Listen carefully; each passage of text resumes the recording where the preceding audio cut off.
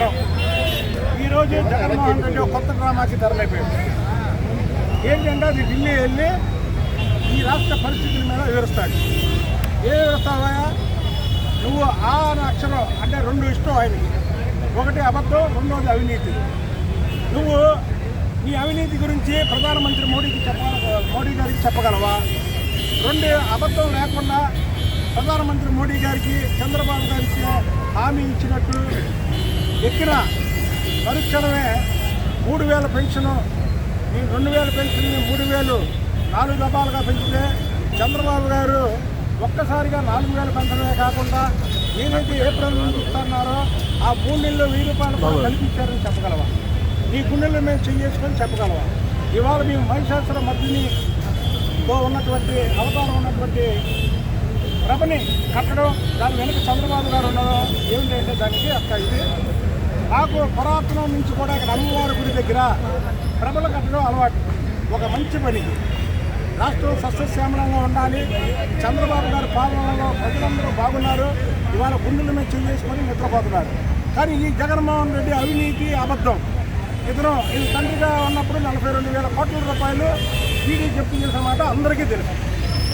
మేము ప్రధానమంత్రి మోడీ గారికి ఇక్కడి నుంచే అమ్మవారి దగ్గర నుంచే ట్యాక్స్లో ఆయన చెప్పుకునేది ఏంటంటే ఈయన వాళ్ళ తండ్రి ఏదైతే ఆయన 2009లో అఫిడవిట్ చేశాడో అందులో 2,09 లక్షల రూపాయలు ఆయన రిటర్న్స్ చూపించాడు. 2003, 2004లో అతనికి 9 లక్షల రూపాయలు కేవలం. ఆయన 2009 వచ్చేసరికి 77 కోట్ల రూపాయలు మళ్ళీ అఫిడవిట్లో చూపించాడు. అలాగే ఆయన స్థాయి అవినీతి ఎక్కడి వరకు వెళ్ళిపోయింది అంటే రాజశేఖర రెడ్డి గారు ముఖ్యమంత్రి అయిన తర్వాత అడ్వాన్స్ ట్యాక్స్ 5,000 కోట్ల రూపాయలు అడ్వాన్స్ ట్యాక్స్ కట్టే దీనికి వెళ్ళిపోయాడు. అలాగే అవాళ దానిపై 84,000 కోట్లు అడ్వాన్స్ ట్యాక్స్ కట్టడం అంటే ఏ స్థాయి అవినీతి జరిగిందో మీరు ఒక్కసారి ఆలోచించండి. 5,000 కోట్ల రూపాయలకి 84 కోట్ల రూపాయలు అడ్వాన్స్ ట్యాక్స్ కట్టాడు. మరి ఇప్పుడంతా వాళ్ళ తండ్రి దోచుకున్నప్పుడే ఆయన మీద 42,000 కోట్లు ఈడీ చూపించేస్తే ఇవాళ ఈ 5 సంవత్సరాల్లో ఇసుక, మద్యం, గ్రానైట్ రకరకాల దోపిడీ చేశాడు. లక్షల కోట్లు దోపిడీ చేశాడు. నీ స్వహస్తాలతో, నీ ఎమ్మెల్యేలు, నీ ఎమ్మెల్సీలతో నా మీద కూడా విచారణ జరపండి.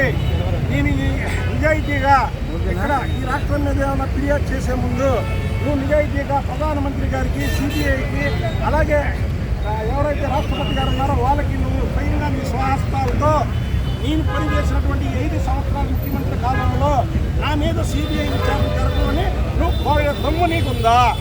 లేదు. కాబట్టి నీ ప్రధానమంత్రి గారికి, రాష్ట్రపతి గారికి, సిబిఐకి నిర్ణయించుకునేది ఏంటంటే గత 42,000 కోట్లు దోచుకున్నాడు, దాన్ని సిబిఐ ఎంక్వైరీ చేయించింది, 16 నెలలు జైల్లో ఉన్నాడు. ఇవాళ ఈ 5 సంవత్సరాల మీద కూడా సిబిఐ ఎంక్వైరీ జరగాలి. జగన్మోహన్ రెడ్డి అవినీతి బయటపెట్టాలి. ఒకటే జగన్మోహన్ దోచుకున్నటువంటి డబ్బు అంతా కూడా ప్రజాధనం, అది ప్రజలకు పంచాలి. కనుక ఇవాళ మేము తెలుగుదేశం కార్యాలయం నుంచి అమ్మవారి దగ్గరికి వచ్చి అమ్మవారి దగ్గర నుంచి మేము రిప్రజెంటేషన్ ఇవ్వగలుగుతున్నాము. అదొకటి. ఇంకొకటి ఏంటంటే రాష్ట్రంలో తెలుగుదేశం పాలన వచ్చాక లా అండ్ ఆర్డర్ లేదంట. అసలు లా అండ్ ఆర్డర్ గురించి మాట్లాడే అర్హత జగన్మోహన్ రెడ్డికి ఉందా? ఒకటే చెప్తున్నాం. నీ టైంలో ఈ 50 రోజుల్లో ఎంతమంది హత్యలు చేశారు, ఎంతమంది బీసీలు హత్య చేశారు? మన పల్నాడులో జరిగింది కూడా మీరు గొడవపడి వాళ్ళిద్దరూ కూడా వైసీపీకి చెందినటువంటి వ్యక్తి, వాళ్ళు గొడవపడి హత్యలు జరిగినాయి తప్ప అది రాజకీయ హత్య కాదు. రాజకీయ హత్యలు ప్రోత్సహించే మనస్తత్వం చంద్రబాబు నాయుడు గారికి లేదు. ఈ మనస్తత్వం ప్రతి ఒక్కరికి తెలుసు.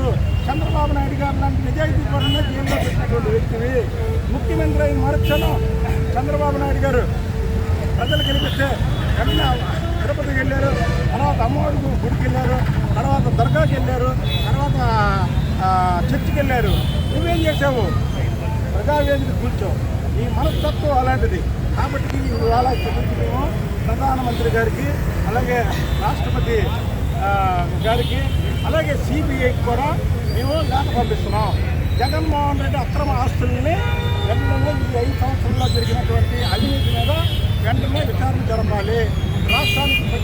కాకుండా రాష్ట్రంలో ఏదో జరుగుతుందని ఒక క్రియేట్ చేయడానికి ఇవాళ జగన్మోహన్ రెడ్డి అక్కడికి వెళ్ళి ఇక్కడ ఈ రాష్ట్రం మీద క్రియేట్ చేయబోతున్నాడు. ఏమీ లేనటువంటి వ్యక్తి, మచ్చలేనటువంటి వ్యక్తి చంద్రబాబు నాయుడు గారు. నువ్వు ఆధారాలు లేకుండా ఆయన ఏం చేయకపోతే లోపల చేసావు కాబట్టికే దాదాపు 100 దేశాల పైగా ప్రజలు నిరసనలు వ్యక్తం చేశారు.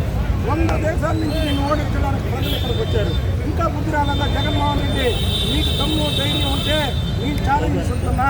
మీరు వాళ్ళు అలాగా ఢిల్లీ వెళ్ళారు కాబట్టి స్వహస్తాలతో రాసి ఈ 5 సంవత్సరాలు నేను ముఖ్యమంత్రిగా పనిచేసిన దాని మీద సిబిఐ ఎంక్వైరీ కోరుతున్నాను.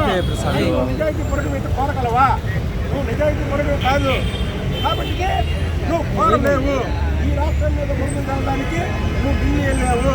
నువ్వు ఢిల్లీ కాదు, ఏ దేశాలు వెళ్ళినా సరే ఉప్పు మూసుకొని తపస్సు చేసిన చంద్రబాబు నాయుడు గారి మీద చిన్న అవినీతి ఆరోపణ కానీ లేదా ఆయన ఫ్యాక్షనిజాన్ని ప్రోత్సహిస్తున్నాడని కానీ లేదా ఆయన నైజం గొడవలు చేయమని చెప్పడం కానీ అవి నువ్వు నిరూపించలేవు.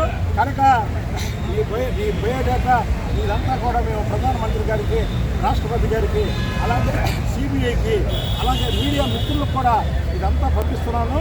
కాబట్టి జగన్మోహన్ రెడ్డి మీద ఒకవేళ ఇమ్మీడియట్గా సిబిఐ ఎంక్వైరీ చేయకపోయినా జగన్మోహన్ రెడ్డి మీద సిబిఐ ఎంక్వైరీ జరగాలి 5 ఏళ్ల పాలన మీదని నేను డిమాండ్ చేస్తాను. Okay sir.